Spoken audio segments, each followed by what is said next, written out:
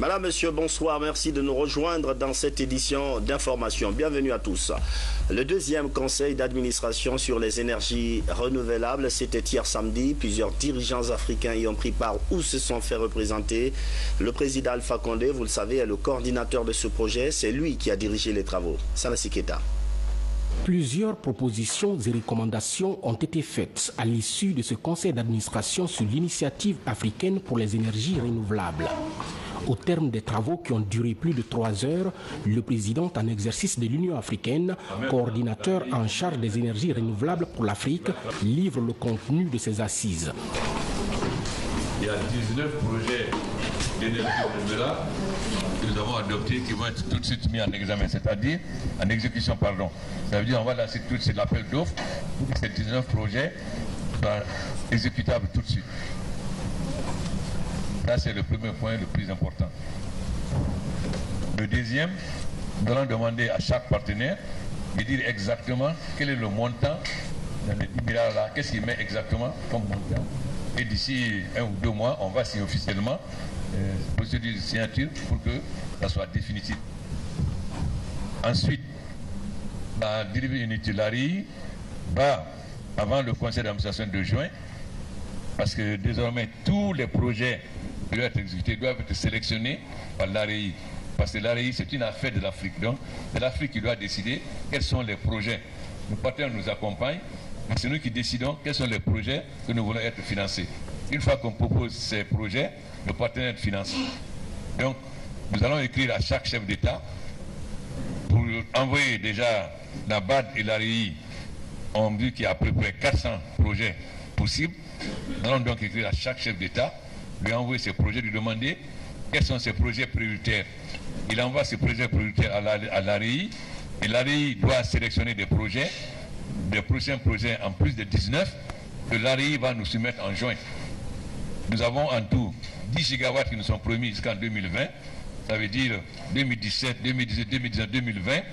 L'ARI va continuer à sélectionner les projets que les États africains vont lui envoyer jusqu'à ce qu'on arrive aux 10 gigawatts qui ont été promis à Paris. En même temps, l'ARI, on met un comité en place qui va travailler sur la gouvernance de l'ARI. Voilà, je crois, si je n'ai pas oublié, c'est un point sur lequel nous sommes mis d'accord. Si je n'ai pas oublié quelque chose. Un document a été à cet effet signé pour témoigner du soutien constant des partenaires et pays amis de l'Afrique, de leur volonté à mettre rapidement en exécution les 19 projets issus de ce conseil d'administration sur l'initiative africaine pour les énergies renouvelables.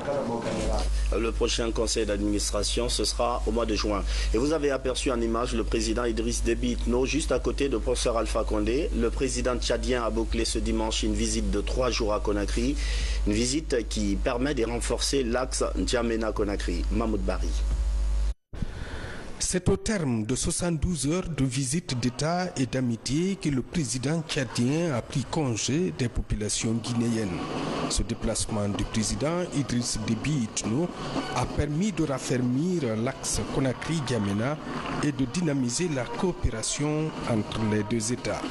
La tenue des travaux du deuxième conseil d'administration sur les initiatives des énergies renouvelables par le président guinéen professeur Alpha Condé et président en exercice de l'Union africaine participe de la volonté des dirigeants de valoriser les ressources naturelles de l'Afrique, de renforcer la protection des écosystèmes et de valoriser les énergies renouvelables. Cette action offre des possibilités de financement de la part des bailleurs de fonds et des institutions en charge de protection de l'environnement, mais aussi de mettre en place des stratégies et autres plans de valorisation des ressources. Ainsi, Conakry constitue un point de départ pour la mise en œuvre des politiques et programmes liés à la mise en œuvre de toutes les initiatives sur les énergies renouvelables sur le continent.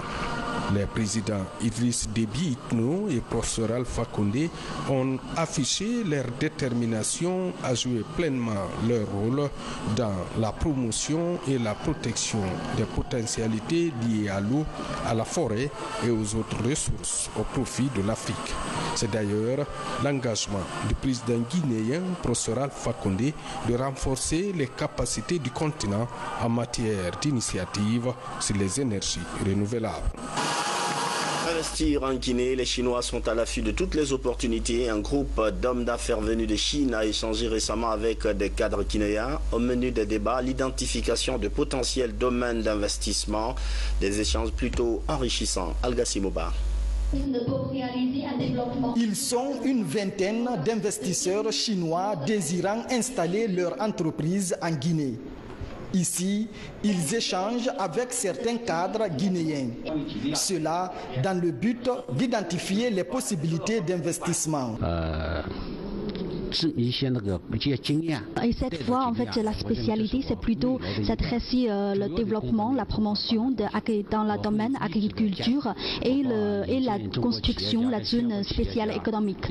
Dans la future, lui, il va continuer à inviter les investisseurs, pas que les Chinois, même les Singapouriens, pour venir ici, faire l'échange profondément. Avec l'installation de ces différentes entreprises, la Guinée va connaître une croissance économique soutenue par de nouveaux emplois. Moi, ça me rassure parce que ça démontre que la Guinée reste une destination attractive. Et les gens qui sont ici, ceux qu'ils vont voir, ils vont eux aussi le répéter et devenir aussi des ambassadeurs, des gens qui vont attirer d'autres investisseurs sur la Guinée. Le gouvernement vous garantit un climat des affaires serein, une atmosphère sereine pour que, après vous, d'autres investisseurs viennent suivre votre exemple parce que votre expérience aura été de plus favorable. Pendant les travaux, les entrepreneurs chinois ont fait la présentation de leur entreprise. Pour le gouvernement, cette deuxième table ronde d'investissement sino-guinéen est un cadre idéal pour donner une grande visibilité à sa politique économique qui s'appuie sur la promotion du secteur privé. Coopération militaire. Le ministre d'État, ministre de la Défense nationale, a reçu en audience une délégation du groupe Gantout d'Abu Dhabi. Cette rencontre avait pour but d'échanger sur un protocole d'accord du cadre de coopération. Chaque partie a clairement défini ce qu'elle attend de l'autre. Commandant Mohamed Kassé de la presse militaire. Les discussions étaient essentiellement axées sur les infrastructures, les travaux publics, les logements sociaux, l'agriculture et l'agro-industrie. Les experts des Émirats arabes unis ont exposé sur leur expérience. Dr Mohamed Diané, de son côté, a émis sa volonté de diversifier, au-delà du génie militaire, la coopération dans d'autres secteurs de l'armée. Ils sont là aujourd'hui pour ensemble voir quels sont les besoins réels du département, mais aussi du pays, pour qu'ensemble on trouve une manière de collaboration entre les deux pays. Le secrétaire général du ministère des Travaux publics a décrit l'état des lieux du réseau routier de notre pays avant d'expliquer les projets du génie militaire en cours d'exécution. Nous avons vu les réalisations des partenaires, le potentiel, ce qu'il peut apporter à la Guinée est immense. Et d'un autre côté aussi, je m'en réjouis beaucoup parce que la synergie entre les départements qui s'est créée, je trouve ça formidable. C'est un sentiment de satisfaction. Vraiment, les discussions sont passées dans les meilleures conditions. Il y a eu des échanges très fructueux entre le ministère et le groupe. Et je pense qu'il y a une volonté de tous les deux côtés de renforcer la coopération et d'accompagner le processus de développement de notre pays. Quant aux partenaires d'Abu Dhabi, ils ont exprimé leur disponibilité d'accompagner le département de la Défense nationale à rendre le génie militaire et les unités agro-industrielles plus opérationnelles dans le développement national. On est tenté de croire que certains métiers ne sont pratiqués que par des hommes. Enfin, c'est ce qu'on pourrait croire jusqu'à ce qu'on découvre des femmes qui excellent dans ces activités. Ce soir, nous partons à la rencontre de jeunes dames qui appartiennent à ce qu'on appelle couramment section motard de la gendarmerie nationale. Reportage Mabintila Issouma. Avec son gabarit, Brigitte Gopouloua dompte cette moto de catégorie 900 cm3 TDM. Nous sommes au siège de la gendarmerie routière, Kocheri, dans la sous-préfecture de Manéa. Depuis 4 ans, Brigitte et ses camarades se perfectionnent en technique de maniabilité de ces engins roulants. J'ai eu l'amour de la moto parce qu'avant que je n'arrive ici, je pilotais un peu dans le quartier. Et au fur du temps, j'ai vu les hommes qui escortaient. Et depuis là, je me suis dit, bon, en fait, je peux faire comme eux. J'ai dit, je peux faire comme eux. Entre-temps, je me suis levée, venir ici. Je leur ai dit, bon, je voulais être motard. En ce temps, j'ai passé au texte. Et heureusement pour moi, j'ai eu. Et depuis lors, nous sommes là pour la formation, pour encore la performance de la moto. Avec nos amis, nous travaillons en groupe avec les encadreurs. Tout se passe à merveille. À la tête de ce peloton de filles motocyclistes, le commandant Achakone, 28 ans d'expérience, l'escorte motorisée est la passion de cette douanière devenue monitrice. Parce que moi-même, j'ai piloté. La première dame de la République, Madame André Touré, 1 an. La femme du président, le général Lassana Conté, je l'escortais, je faisais la flèche. Donc tant d'autres, sauf la femme de Dadis. Maintenant, nous, on est avec la femme, la première dame de l'Alpha Condé, Guénesran, qu'on a beaucoup piloté. Tenant l'âge et le commandement, nous avons jugé nécessaire de prendre les jeunes pour les former, pour que puissent être motocyclistes. Cette section motard compte 60 filles. La plupart des motos de la section sont en panne, mais les entraînements continuent. C'est ce qu'il faut retenir. Elles ont le courage. Là, si vous voyez des jeunes filles comme ça, qui abandonnent tous leurs programmes pour venir se donner à la gendarmerie routière pour la formation, on lève le chapeau pour elles. Le peloton des filles motocyclistes occupe une place de choix au sein de la gendarmerie routière. Au même titre que les hommes, ces Amazones de la moto accomplissent leur mission avec dévouement et courage. Travaux publics, un constat mitigé sur les activités en cours. Les travaux évoluent bien du côté de la réalisation du pont Kaka, mais coincent sur l'autoroute kilomètre 36 Koya. Les techniciens accusent le passage des conduites de la SEG. Constat en Soumantoumani Camara. À ce chantier de l'autoroute kilomètre 36 Koya, les travaux sont bloqués à cet endroit par cette conduite de la Guinéenne des eaux. On est bloqué ici, on ne peut pas exécuter, casser les tuyaux et exécuter les travaux. On attend seulement là où toute la connexion s'est faite et l'eau il passe là-bas, on est libre de travail. Ça fait 2 mois de retard. On est à 96%. Sur le reste du chantier, le rythme imposé depuis la reprise des travaux donne satisfaction à la délégation ministérielle venue évaluer l'évolution. L'essentiel des ouvrages de franchissement et d'assainissement est déjà réalisé en grande partie par l'entreprise chinoise. Le constat qu'on a sur ce chantier, c'est que c'est assez satisfaisant dans la mesure où tous les programmes sont en train de se dérouler normalement. La qualité est là parce que en matière de béton, là, nous n'avons pas de doute. En matière de matériaux, pour les couches de fondation ou couches de remblai, nous n'avons pas de doute parce que là où ils prennent les matériaux, on a des qualités aujourd'hui qui sont, comme on dit dans notre jargon, on a un proctor qui est au-dessus de 2. Donc ce qui est très très important en matière de route. À environ 3 km de Koyaville, le pont Kaka prend forme sur la nationale numéro 1. C'est un ouvrage de franchissement de 130 mètres pour une largeur de 12 mètres. Donc, du Japon à la Guinée, le pont Kaka est un ouvrage d'innovation technologique en travaux publics et qui a profité aux ingénieurs guinéens. On est sur le calendrier comme établi. Donc nous allons rendre ce chantier au gouvernement guinéen d'ici fin juin.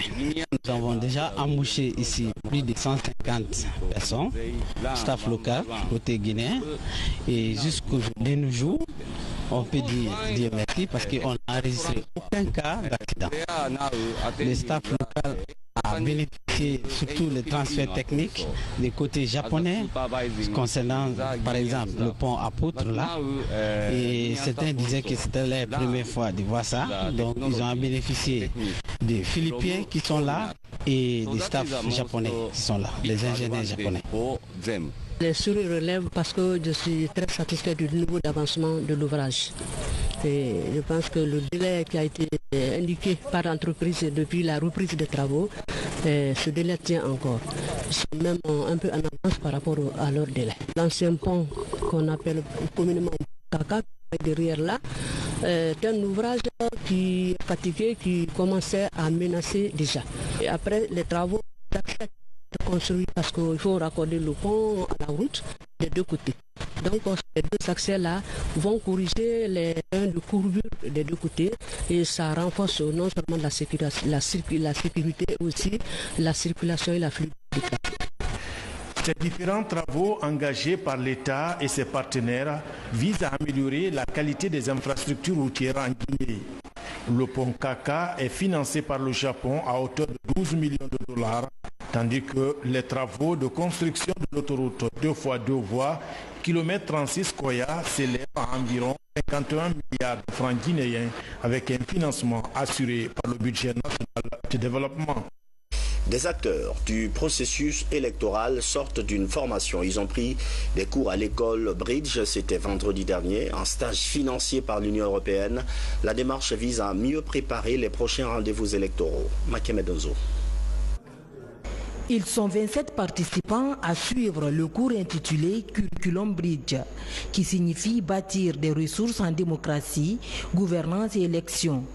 L'atelier est financé par l'Union européenne sous l'initiative du Centre européen d'appui électoral.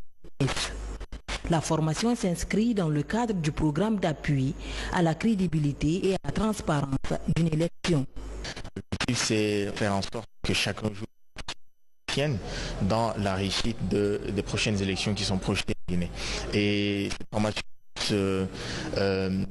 dans un contexte extrêmement important. Et vous savez que notre parle pour les élections communales et le Centre européen d'appui électoral dans la dynamique du projet d'appui à la crédibilité et à la transparence des élections, les différents intervenants dans le processus électoral et accompagne les institutions démocratiques. La planification stratégique financière. Ceci va leur permettre de savoir planifier un événement électoral, budgétiser un événement électoral et ainsi renforcer donc les capacités de leur structure à l'accompagnement du processus électoral de notre pays. Durant 5 jours, les participants venant de la société civile, des partis politiques, des démembrements de la CENI et du MATD ont développé les thématiques de sécurité électorale. On prépare et planifie une stratégie d'opération, une stratégie en termes techniques et thématiques et comment on fait à gérer le budget, comment gérer ce budget dans un aspect beaucoup plus efficace et efficient, que tous les acteurs qui concourent puissent avoir des résultats probables, puissent impacter à la crédibilité et à la bonne gouvernance. C'est la deuxième fois initiée par après celle de King, qui devrait permettre de renforcer la capacité des différents acteurs dans le processus électoral. Toutes nos excuses pour la qualité sonore.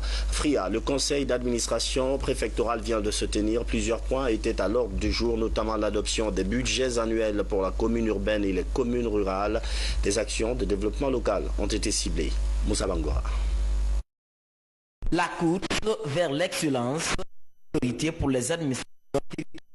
AFRIA, Mori, autorité préfectorale, acteurs et ONG de la échange sur les grandes de la ville du conseil administratif préfectoral.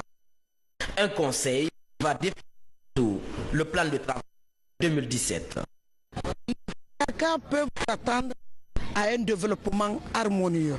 Raison pour laquelle nous avons jugé de réunir tous les actionnaires, que nous puissions constituer une équipe forte de développement dans l'intérêt supérieur de la population. Il y a eu un combat d'idées. C'est pour que nous puissions consensuellement arrêter quelque chose qui va dans la politique du développement du président de l'État, professeur Alpha Condé. Au cours de cette retraite, le budget préfectoral exercice 2017 a été également adopté. Les budgets des sous-préfectures et de la commune urbaine sont revus à la hausse cette année, tandis que celui de la préfecture a connu une légère diminution par rapport à l'année précédente. Par rapport à l'exercice 2016, il a connu une diminution de 20 millions. Et les raisons, c'est qu'il y a eu un reste à recouvrer très élevé au niveau de la patente, qui a fait qu'on a revu la prévision à la baisse pour nous permettre d'avoir un budget réaliste et réalisable. On a 6 actions à réaliser. D'abord le matériel, le reboisement, et la rénovation de la maison des jeunes ou du foyer de la jeunesse, et l'achat des moyens roulants pour les collectivités. Plusieurs infrastructures à caractère social seront réhabilitées courant 2017 pour le bien des populations. La restauration des bureaux de la commune urbaine, la rénovation des établissements d'enseignement public, le décapage de quelques routes du quartier et des aires de la gare routière. Tout est... À plus bref, 3 mois après son lancement à Conakry, le Festival international du film environnemental de Conakry vient d'entamer sa première sortie à l'intérieur du pays. À Zérékoré, les 5 films primés au compte de la 3e édition sont projetés dans l'enceinte de l'université. Une tournée qui confirme la vision du 7e art en Guinée à travers la participation des universités publiques. L'objectif est de sensibiliser les communautés sur la dégradation de Dame Nature. Nous y reviendrons. Radio Rurale de Guinée. Kindia vient d'accueillir les travaux de la 20e revue annuelle. Les 34 stations étaient représentées pour plancher sur leurs difficultés. Plusieurs problèmes ont été identifiés et des solutions proposées. Cheikh Sanoussi Sankan. C'est autour du thème « Quelle stratégie participative pour la promotion de la citoyenneté, de la santé et le développement durable des communautés » que les 34 radios rurales de Guinée ont échangé au cours de cette 20e revue à Kindia. La revue invite les stations au respect strict des temps alloués à chaque format radiophonique dans la grille. Recommande la formation groupée des chargés de programme et leurs assistants pour un renforcement de capacité. Le caractère imprimé aux travaux durant ce séjour de Kindia a été très promoteur, diront les participants. Quand une recommandation est faite, on est obligé de tenir et nous sommes habitués à ça et je sais que chaque recommandation nous prenons en compte. Tout en se réjouissant de la portée des concertations et des résultats qui en ont filtré, le directeur général de la radio rurale de Guinée et le préfet de Kindia ont tous deux mis l'accent sur le rôle combien important de ces voix des sans-voix. Au cours de ce travail axé sur des expériences, la relecture de la contexture des technologies et leurs articulations constitutives ont permis la conceptualisation de la grille des programmes et la catégorisation de celle-ci en fonction des réalités de nos localités. Je suis persuadé qu'au sortir de ces travaux, vous mettrez tout en œuvre, plus que par le passé, pour traduire en actes concrets les recommandations pertinentes issues de cette 20e revue annuelle de votre médium. Fini la 20e revue de Kindia et rendez-vous à Mamou pour la 21e en 2018. La CPEG primée pour la qualité de sa participation à un événement guinéen tenu à Paris en 2016. En effet, la Confédération patronale des entreprises de Guinée a sponsorisé la 2e édition de Talent Guinée 2016 que la capitale française a accueillie. Et pour cette implication, l'AGIP et des jeunes Guinéens de France décernent un satisfecit à l'institution. Moussa Komara. Décernant ce satisfecit et cadeau à la Confédération patronale des entreprises de Guinée, l'Association des jeunes Guinéens de France et son partenaire privilégié, l'Agence guinéenne pour la promotion de l'emploi AGIP, ont voulu témoigner de leur reconnaissance à l'endroit de cette institution. En 2016, 3 lauréats de la 2e édition Talent Guinée tenue à Paris ont bénéficié du soutien de la CEPEG. La CEPEG a bien voulu accompagner les 3 lauréats parmi les 10 projets qui ont été présentés à Paris au mois de mai. Et aujourd'hui, nous sommes là pour leur dire merci. 100 000 € ont été mobilisés pour accompagner les projets de ces 3 lauréats lors de ces salons de l'emploi et de l'entrepreneuriat à Paris. Par cet acte, la CEPEG a voulu encourager l'entrepreneuriat jeune et stimuler la diaspora guinéenne à s'impliquer dans le processus de développement socio-économique du pays. Si la CEPEG a voulu récompenser ces jeunes, c'est un signal très fort. C'est parce que nous, employeurs, nous avons intérêt à encourager les jeunes à avoir un bon niveau. La Guinée aujourd'hui a besoin de compétences. Nous en aurons avec le temps, mais dans l'immédiat, nous en manquons.